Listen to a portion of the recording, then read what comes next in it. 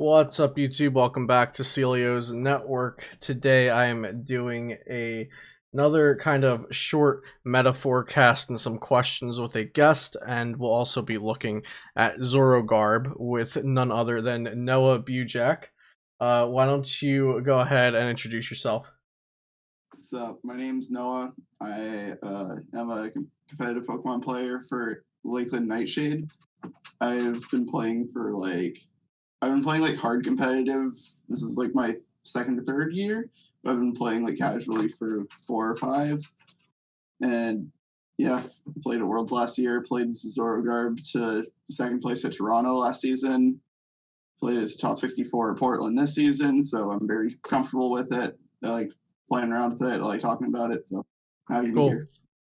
Awesome. So before we get into the deck and your list, what do you think about the post-Cosmic Eclipse post-bans expanded format for Dallas Regionals? Expect a lot of Dark. Expect a lot of other Zoroarks. It's very open. A lot of Guardian, I think. Good amount of Eggrow. Some of that Ultra Neck, but I don't think that's actually going to do well. I think that's just kind of hype, but it's going to be there quite a bit. I feel like Night March might come back in. There's something else I'm forgetting. Or was there? Mewtwo? Nope, that's about it. Yeah, Mewtwo. Mewtwo's big. Do you think that there's going to be stall and control? I know you're not much of a stall or control player yourself, but people are saying that it's just like completely dead now with all of the hand lock stuff gone, but do you have any takes on that? I know for a fact that there are groups testing it out, but they're all like having trouble with it. I don't think it's going to end up like, I don't think the people that usually play it are going to continue with it, but there is a possibility. Possibility for hand lock to still happen, or just like stall and control? Stall and control. The actual like 0-card hand lock, that is impossible right now. I've done like technically it is possible if you use like the Breakthrough Mismagius with Dual Brains Magnetism.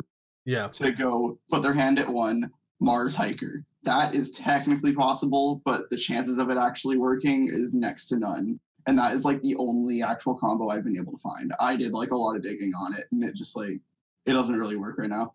Okay, cool. So let's get into Zoro Garb. I have your list up on the screen here, and it looks like a pretty straightforward, like just solid list. It's not teched out. So why don't you tell me what the what your concept is with this list, like what you're going for here, and then we'll get into like techs and matchups and whatnot. So basically, this deck thrives off of its own like extreme draw power between Colress, Shamans, and Trade. And then its attack is solid. 210, it's not like blowing things up like it used to, but it still gets a decent hit in and can trade 2 for 3. Like a 2-prizer into a 3-prizer. So even if they're OHKOing you, you're 2-hit KOing them. And then you also have your Mind Jack, Zoroark, and Trash Slanch's single prize options. And then also End Toxin is massive. Yeah, and Toxin and Draw Power are pretty much what's keeping this deck going. Yeah. And also like the kind of the skill that goes behind this deck and just the loyalness that the Zoro Garb players have to the deck, I think. Yeah. You're like a good example of that. So Turbo Dark. We're saying Turbo Dark is like the big deck, right? I think everybody can agree Turbo Dark's the big deck. One thing that I've been saying is that Turbo Dark was the big deck going into Richmond, but I felt like it was so easy to beat going into Richmond. Like, people just played Buzzguard Plant, which was already a solid deck, or Night March, or just, you know, other single prizes or other fighting Pokemon to try to beat Dark. And now Dark also has the Guzzlord Cosmic Eclipse. Everybody's playing Weaviles. There's Sabletar going around. So it just seems like Turbo Dark is a lot more foolproof. What do you think about Zoro Garb into Turbo Dark? I think it's definitely hard. You can do it. There's like various options against it. One of the big things is just that like they have so many different tech options now that End Toxin hurts them more than it used to. Also, Mind Jack, if they like blow up their bench, you can use Mind Jack to like blow something up if they get too greedy. Mm-hmm. Also, they usually have to put Darkrai GXs and stuff into play, so you can just like Guzma kill those. And eventually you can use Iris to be able to ride its beating Oko as Zoro Ninja. Yeah. I have a Great Catcher in here to be able to like continue using like your draw power while gusting something up like those Darkrai GXs or Shaman EXs. Mm-hmm. The main issues with it are the Sabletar and the Guzzlord because they can like take extra prizes. Yeah. But other than that, like they're fairly straightforward. So like as long as if you can use Toxin effectively as well, they can't use Weavile to move those energies around, and then it makes it much harder. So if they play blowers, then like okay, but they don't really have a way to build up a massive hand size, because the way that Zoroark works is it uses the trades, right? So their hand size has no real cap. Darkrai will have to play a Sycamore, discard, draw 7, or play Shaman, then their hand down, and then draw up to 6. So they can't hold a big hand size. They can just like get a new one. So like eventually it makes it much harder for them to like actually have the blower on the turn that they need it. Okay, yeah, no, it does make sense. And I also think End Toxin can be just a tiny bit more powerful if they're going from like 6 to 4 prizes. Instead of that, they're going to 6 to 3 because of their Sabletar if they lead with that. And so if they get greedy and take an extra prize with Greedy Crush, then End Toxin down to 3 can hurt them, and potentially, because of like you're saying, the more techs and the lesser chances to draw into cards that are live, maybe they don't get out of the End Toxin. What do you think about techs? So, like I said, this deck seems kind of straightforward, your list. Now, the Iris, of course, is a tech, but some would argue that the Iris is almost just a necessary inclusion now with Zoroark because of like the power creep. The Zoroark Mind Jack is kind of a tech, but I feel like most Zoro Garbs will usually include one of the non-GX Zoroarks. And then also the Marshadow Resetting Hole that you have is a tech. Actually, what is the Marshadow Reset Hole? Is that for Power Plant and Chaotic Swell? Yeah, specifically it's for Guardian, because we do have the second blower as well as the 3 Sky Fields and a Dowsing Machine. So like in most instances, you should be able to just like blower or Sky Field away the Power Plant. I actually haven't seen any Chaotic Swell at all in this format. Okay. But like I guess the Reset Hole would be useful in that scenario. But specifically it's for Guardian, because if they go Magical Miracle, then you just have to use the Reset Hole, get rid of the Power Plant, then you can just start prop trading again. Cool. Okay, so you do have some, like we said, some light techs in here, but what are some more specific or concentrated techs that you would consider in Zoro Garb? Lopunny counter gain teammates. I believe that if you're going to play some kind of combo like this, you need to play teammates. So the Lopunny for the jumping balloon attack, right? So it's just like, it's like Mind Jack in a way, but it's mainly like for punishing things like Reshizak. Things like, that's something we didn't actually talk about earlier. I forgot to mention that. I think Reshizak is like kind of a threat right now. Okay. So yeah, Lopunny kind of counters Reshizak, counters things like Dark, Pikarom, all sorts of stuff. I personally dislike it because it's a 3 prizer, and it's a 240 HP, so like the lowest 3 prizer possible. So it's super easy to get O-code in return, but it might be able to close games out. Yeah. So yeah, if you feel like you're really struggling with Dark or Reshizak or Pika or anything like that, you could play a low buff, and then that would be able to possibly take care of them for you. I haven't tested it too much, but it does like sometimes swing it, especially if they aren't expecting it. Yeah. Teammates, and it would be a 2-card tech because you also include the counter gain when you put in low puff. It would be 3 because I feel like you also need teammates for things like this. Oh because yeah. the counter gain, it's like really difficult to actually hit because it's just a one of item. Okay, So no, you're right. I'm playing Guzmahala in my Zoro Garb list, so yeah. I forgot that you didn't have Guzmahala, so I was just assuming that there was already a search out to counter gain. So yeah, you would need the low puff to counter gain, and then most likely teammates or Guzmahala or some way to search out all the pieces. Yeah, Guzmahal is another consideration. I'm not a huge fan of it because, like, if I'm in the position where I just got knocked out, I'd rather have the option to teammates than Guzmahal because, like, sure you get one less card, but like, it's 2 of any that you possibly want. Yeah. So I feel like that has slightly more value. And then if they hadn't taken a knockout the last turn, I feel like there's not that urgency to go Guzmahal and get those 3 specific things. I'd rather just play a Colress and dig harder. Yeah, I feel that. So yeah, so we talked about low puff. Foul play, Zoroark, that's another option over Mindjack. I actually want to fit both of those because they both have different utilizations. Mindjack is like only good if they flow their bench, and foul play is only good if they attack with certain attackers. So I'd want to fit both in just to have that single prize mix-up option. Yeah, I think that's definitely worth it. Like having more single prize attackers. Yeah, I think having more single prizers is definitely like powerful going into this. I don't think a second Trash Launch would be that good because like people can play around it. So like it's typically the thing that you pull out on like the last turn. Yeah. Also, Sudowoodo is something I kind of wanted to fit in. I decided against it, but like it seems like it could be useful against things like, again, Reshizak, Dark, even Mirror. It's not that big in Mirror as much as people would think it would be. Like it maybe swings the matchup like 5% at most, but like it can do things there. And it's also just like good disruption in general, just like reducing a bench spot. It's good against things like Archie as well. Yeah, I think Sudowoodo is one of those things where players are just building and testing, expecting to have their full 5 bench spots, and or if they're playing a Skyfield deck, assuming to have their full 8 bench spots.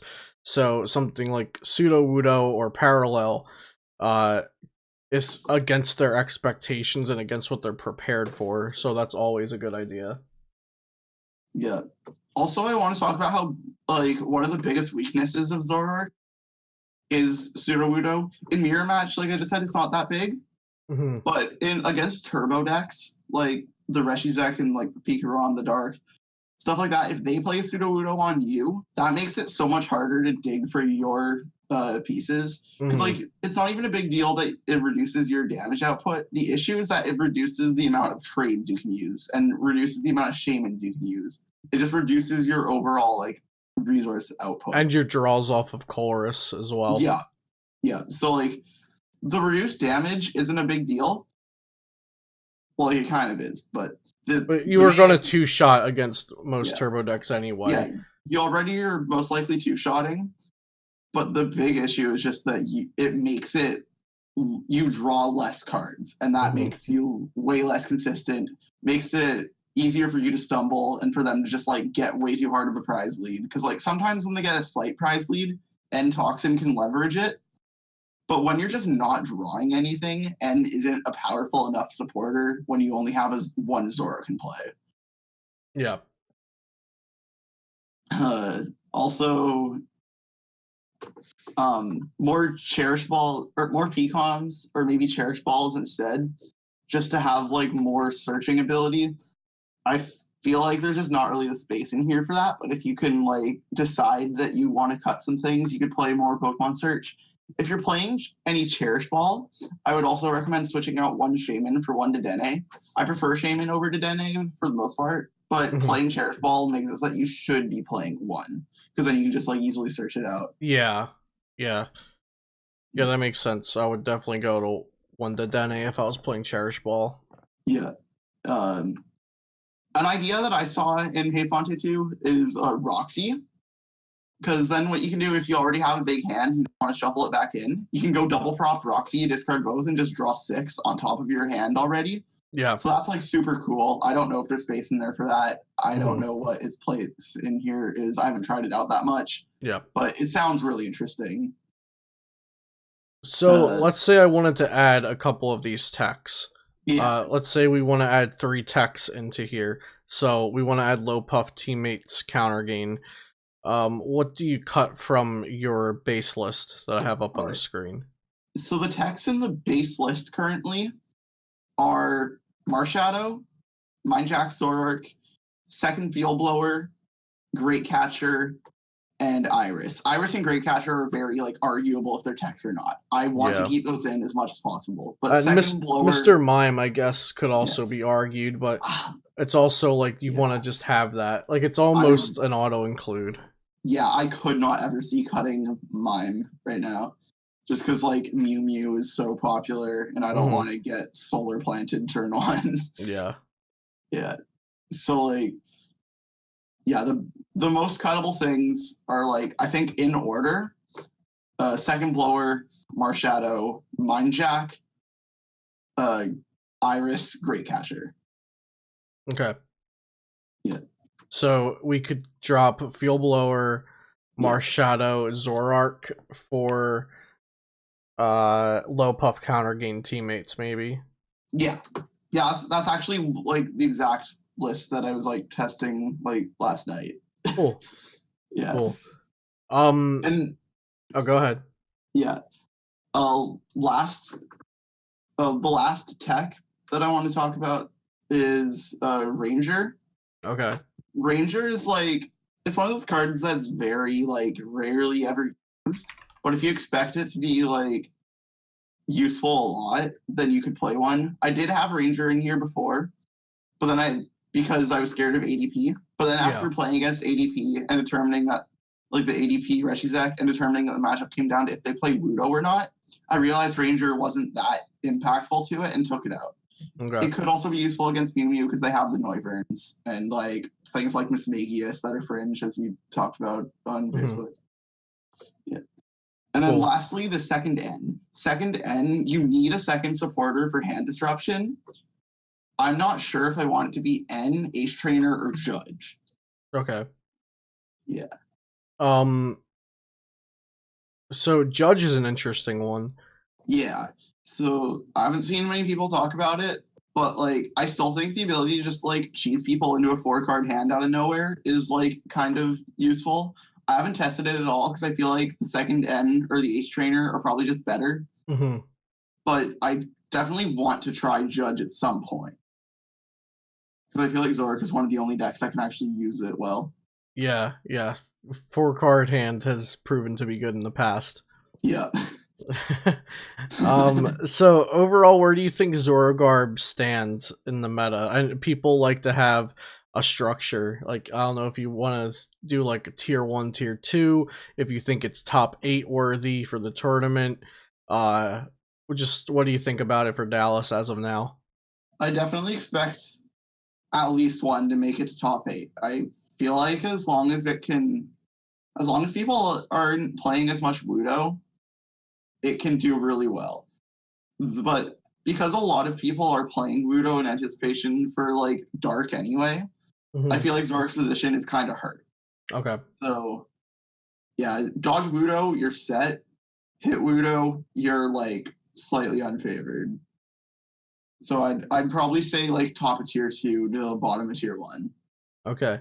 One last question about Zoroark before we wrap it up. Have you tested it into Ultra Necrozma at all, or vice versa? Into Ultra Necrozma? Yeah. I've played. I think I only hit it like one time on the ladder. Okay. And it did not go well because I was just like kind of not paying attention. Okay. But I feel like the matchup should be fine because that deck just cannot handle N.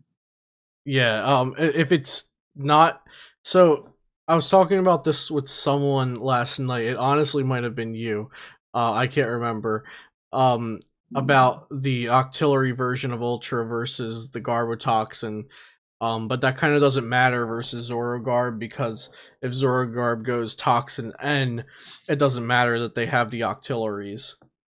Yeah, I that wasn't me. I think that might have been that might have been Finn. Okay. I saw him talk about that on Fonte too. True, yeah.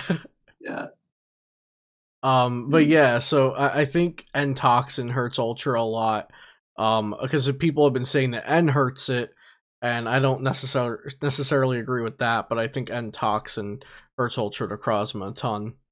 Yeah, if they're playing the Garb version, all you need is, if they're playing the Octo version, you need Toxin as well, but like that's really not that hard. Yeah, yeah.